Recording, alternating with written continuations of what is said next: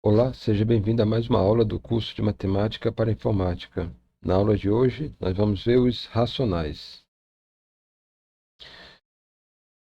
Bom, nós começamos nosso curso com o nosso conjunto universo contendo apenas os inteiros positivos e o zero. Isso nos permitia fazer a adição e multiplicação, mas não nos permitia fazer a subtração, ou seja, a subtração era aberta. E aí conseguimos resolver esse problema adicionando elementos novos no nosso conjunto universo. E aí vimos a chegada dos negativos. Agora nós vamos precisar de novos elementos no nosso conjunto universo para podermos fechar a divisão.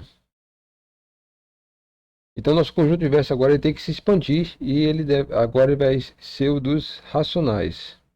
Conjuntos racionais, representado pela letra Q. E cada elemento então do nosso conjunto universo agora será dominado de racional. Okay? Antes eram os inteiros, agora mudaram de nome, agora o nosso conjunto universo contém apenas os racionais.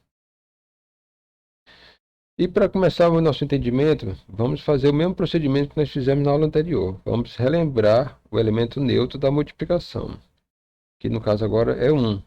Viu na aula anterior que tinha sido o zero elemento neutro da adição. Pois bem, agora o elemento neutro da multiplicação é o 1. Então, todo número multiplicado por 1 resulta nele mesmo. Bom, e com o elemento neutro, nós podemos então definir um conceito novo, que é o de elemento inverso. Então, se eu pego um elemento diferente de zero, um elemento não nulo, um elemento diferente do elemento neutro da adição. E se eu encontrar nesse nosso conjunto universo um outro elemento, que eu vou chamar de B, tal que A vezes B resulta no elemento neutro da multiplicação, então esse elemento B será chamado de inverso de A. Na verdade, assim, eles são inversos um do outro. Okay? Comumente, nós representamos o elemento inverso por A elevado a menos 1. E a gente usa essa notação aqui. E chamamos de A elevado a menos 1. Os seguintes termos, então, serão sinônimos. Elemento inverso da multiplicação, ou inverso multiplicativo, ou recíproco. São intercambiáveis. E aí a gente pode até fazer a mesma associação que nós fizemos lá na subtração, podemos fazer com a divisão. Então, dividir, então, no fundo, é multiplicar pelo recíproco de um número. Então, vamos lá. 8 dividido por 2. Então, se você quer dividir 8 por 2, na verdade, o que você está fazendo? Você está multiplicando o 8 pelo recíproco de 2. E todos os racionais, com exceção do zero, nós já vimos, possuem seus recíprocos. Mas por que isso ocorre? Porque o zero não tem e ele não pode ter um recíproco. Em outras palavras, a pergunta pode ser feita da seguinte forma: por que nós não podemos dividir por zero? Vamos lá. Vamos provar por redução ao absurdo. Vamos supor que o zero tem um recíproco. E vamos representar esse número desconhecido, que a gente não sabe qual é ainda. Vamos chamar de x. Então vamos lá. Então, uma divisão por zero, por exemplo, 2 dividido por zero seria o mesmo que 2 vezes o recíproco de zero, esse número desconhecido. Então, pela definição de recíproco, o que é que nós temos que fazer? O zero vezes esse número estranho, desconhecido, ele tem que resultar em 1. Pois bem, vamos supor, então a redução do absurdo é isso. Vamos supor que exista esse x. Então vamos continuar nosso raciocínio. Ora, podemos substituir zero por zero mais zero. Não muda nada. Essa expressão continua verdadeira. E agora nós podemos aplicar a propriedade distributiva. E aí distribuímos o x nos dois termos dessa soma. Então fica 0 vezes o x mais 0 vezes o x é igual a 1. Ora, mas já vimos que 0 vezes x é igual a 1. Então podemos substituir aqui 1 mais 1 é igual a 1. Supondo que seja verdadeiro, então nós podemos aplicar uma adição aqui, né? com o oposto de 1, que seria o menos 1. Então, eu aplico a adição do oposto de 1 aos dois lados da expressão. Ora, 1 mais menos 1 dá 0, né? Então, aqui também, 1 mais menos 1 dá 0. Então, o que é que eu tenho no final? 1 mais 0 é igual a 0. E o que isso me diz? Ora, 1 mais o elemento inverso da adição resulta em 1. Então, eu chego à expressão, uma expressão absurda. 1 é igual a 0. Tá? Então, isso aqui não pode existir. Então, na verdade, se eu supor que exista, eu chego a esse absurdo. Então, por isso que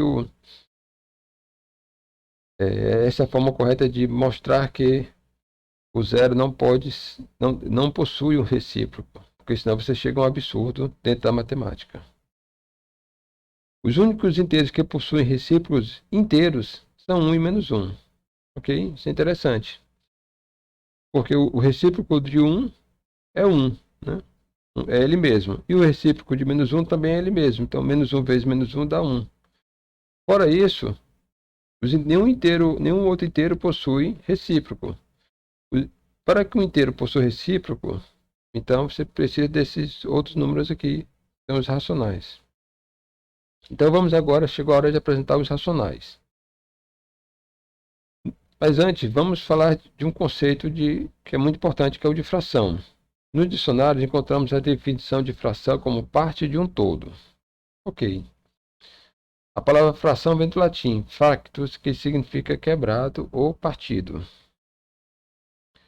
Mas na matemática, vamos definir fração da seguinte forma. A fração é um objeto matemático que consiste em um par de outros objetos matemáticos, representado por A e B, entendeu? Esse aí pode ser qualquer objeto matemático, disposto na seguinte forma. A traço B. A sobre B. Okay? Então, isso é uma fração. Como falei, como A e B podem ser qualquer objeto matemático, então você pode colocar aqui números, você pode colocar polinômios, né? Substituir aqui o A e B por polinômios, pode substituir por matrizes, o que for, qualquer outro objeto matemático. O objeto matemático que fica lá na parte de cima da fração é chamado de numerador. E o objeto matemático na parte de baixo da fração é chamado de denominador. Então, o denominador não pode ser nulo. Já vimos isso, né? Agora, exemplo aqui, fração de polinômios. Como falei, aqui em cima temos um objeto matemático e embaixo outro objeto matemático, né? Em essência, uma fração representa uma divisão. Então, quando eu digo que essa fração aqui é x ao quadrado mais 1 sobre x menos 1, na verdade eu estou dividindo x ao quadrado mais 1 por x menos 1. É uma outra forma de escrever uma divisão. Os racionais são números, então, que podem ser representados por frações de números inteiros. Ok? Então, essa é a nossa definição de números racionais. Eu vou começar com ela mas eu vou avisar. Essa definição está errada. Eu vou mostrar depois como se corrige. Então, os racionais são números que podem ser representados por frações de números inteiros. Em outras palavras, eu posso escrever aquela mesma definição em linguagem matemática da seguinte forma. Então, para você ser um racional, você tem que ter essa forma aqui, fração, sendo que o A e o B pertencem aos inteiros e B não pode ser nulo. Ou seja, eu tenho três condições aí. Primeira condição, o numerador tem que ser inteiro. O denominador tem que ser inteiro. E o denominador não pode ser nulo, não pode ser o elemento neutro da adição. Ok? Então, essas três condições. Para essa nossa definição aqui, que eu já vou adiantar. Ela está errada, mas porque falta mais alguma coisa que eu vou mostrar para vocês. Vamos lá. Todo inteiro n é um racional, ok?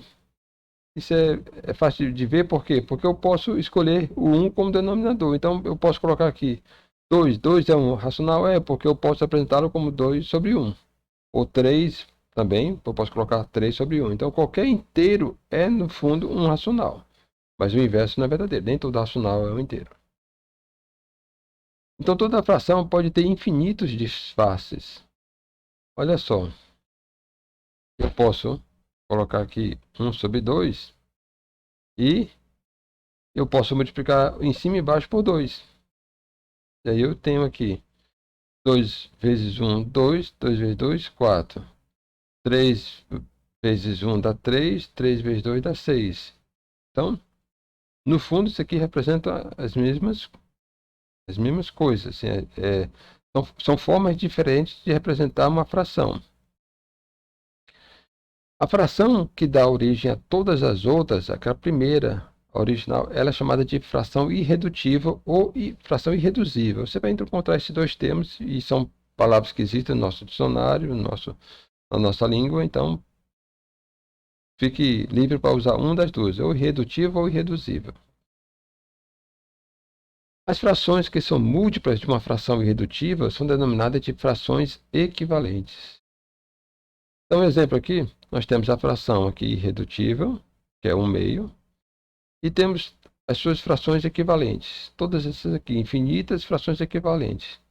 Então, uma só será irredutível e todas as outras são frações equivalentes. E no fundo são múltiplas, né? Múltiplas da fração irredutível. Agora, dada uma fração qualquer, A sobre B, como saber se ela é irredutível? Olha só. Então, é uma pergunta importante de responder e tem que ficar bem claro a solução para isso. Então, como saber se ela é redutível? Muito simples. Se o MDC, ou seja, o máximo divisor comum entre o numerador e o denominador for igual a 1. Muito simples. Agora, dada uma fração redutível, ou seja, eu sei que essa fração ela é redutível, ela é uma fração equivalente. Qualquer A e B. Como é que eu encontro a forma dela? É irredutível. Sabendo já que o MDC de A e B, né, o máximo divisor comum entre o numerador e o denominador é igual a D e que isso é diferente de 1. Ora, dividir tudo, tanto no numerador como no denominador, por D. Vamos lá, exemplo. Vamos partir da fração 14 sobre 63. Isso aqui, né, é uma fração que eu sei que ela é redutível. Por quê? Porque o MDC dela, né, o MDC das suas partes, numerador e denominador, é igual a 7. Então eu posso dividir tanto um quanto o outro por 7, e aí encontro a fração 2 sobre 9.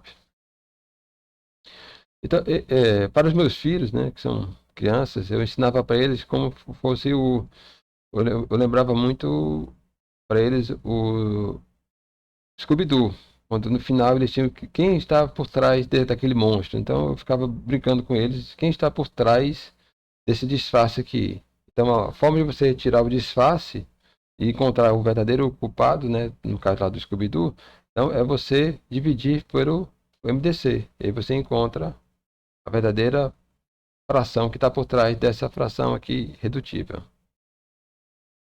Lembramos que em um conjunto não podem existir elementos iguais. Lembra disso, nós não podemos ter um mesmo elemento repetido dentro do conjunto. Então, olha só que interessante. Nós não podemos ter o seguinte conjunto: 2 nonos, né, como elemento, e o 14 sobre 63, porque no fundo eles representam o mesmo elemento. Esse aqui é o disfarce desse. Então, para evitar a entrada de frações equivalentes, vamos agora alterar a definição de números racionais. Os racionais são números que podem ser representados por frações irredutíveis de números inteiros. Agora sim, nossa definição está correta. Ok? Então, agora nossa definição está ampliada. Em linguagem matemática, apareceu agora essa parte final aqui. MDC de A e B tem que ser igual a 1. Então, nós temos 4 condições para o número ser racional. O numerador tem que ser inteiro. O denominador tem que ser inteiro. O denominador não pode ser nulo. E o máximo divisor comum entre o numerador e o denominador tem que ser igual a 1. Pronto, as 4 condições. Então, essa é a definição correta de número racional. Mas tudo bem, o que muda com a chegada dos racionais? Muitas coisas. Vejamos o que muda, né? Revendo o que nós já vimos. A divisão passa a ser uma operação fechada. Essa é a principal diferença. Diferentemente das outras operações, a divisão no nosso conjunto universo, aquele lá dos inteiros, possui 2 saídas, o quociente e o resto. Isso é uma revisão lá da aula 5, tá? Um slide lá da aula 5. Então, naquele nosso conjunto universo passado, a divisão tinha 2 saídas, o quociente e o resto. Agora, nós temos um novo algoritmo de divisão, que é o algoritmo de divisão prolongada. E aí, com essa nova forma de fazer a divisão passa a ter uma única saída, que é o quociente. Já para o resto, nós temos 2 possibilidades. O resto fica 0, ok? Então, aqui eu faço 7 dividido por 2. Então, no algoritmo de divisão prolongada, eu consigo encontrar agora 3,5. Essa é a saída, só nos interessa o quociente, e o resto agora não nos importa mais. Então, 7 dividido por 2 é igual a 3,5. Divisão correta, exata. Mas também a outra possibilidade para o resto é nunca acharmos o resto. E aí, 7 dividido por 3, por exemplo, 7 dividido por 3, então vai dar 2,33333. E aí nunca achamos o resto. A possibilidade de continuar a divisão permitiu o surgimento de uma nova forma de representar as frações, que são os números decimais. Mais à frente nós voltaremos a falar dos números decimais. Então chegamos ao fim da nossa aula. E aí, vimos um vocabulário todo novo hoje, que são os termos elemento inverso da multiplicação, né, inverso multiplicativo, recíproco, fração, numerador, denominador, fração irredutível, fração equivalente e algoritmo de divisão prolongada. E simbologia nova, nós vimos essa daqui, do recíproco do A e também da fração A sobre B. Então, únicas simbologias novas. Então, força e honra, muito obrigado pela atenção e até a próxima aula.